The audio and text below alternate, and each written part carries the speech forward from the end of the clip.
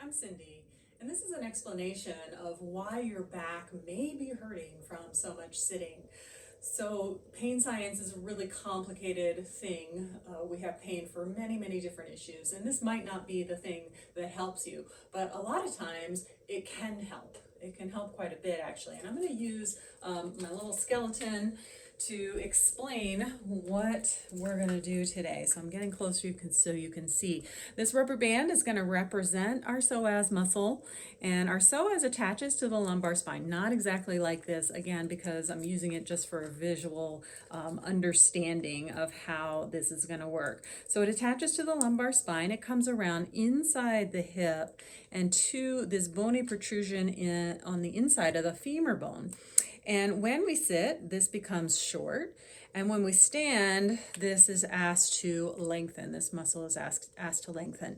So when we sit for a long time, the psoas tends to get shorter and shorter because that's our habit pattern. That's our way that we're used to sitting, and the body likes to be efficient. So it shortens so that it's more efficient. And then when we stand up and ask that muscle to lengthen again, it sometimes gives a little extra pull on the lumbar spine. So the curve moves more and more forward, and that can cause some discomfort here right in the lower back.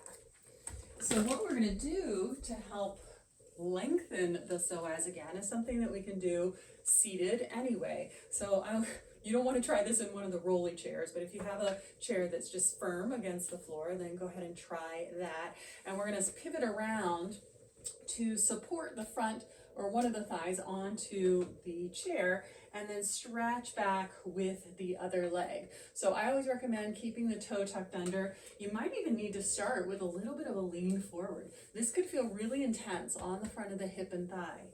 And then have a light firming of the belly, and then gradually start to lift more and more upright, recognizing the sensation in the front of the thigh and what's happening in the low back.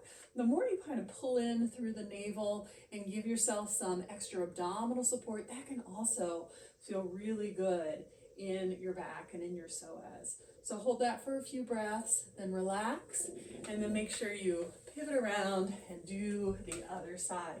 Because the psoas, we actually have two, one on each side. Good. Hope this helps.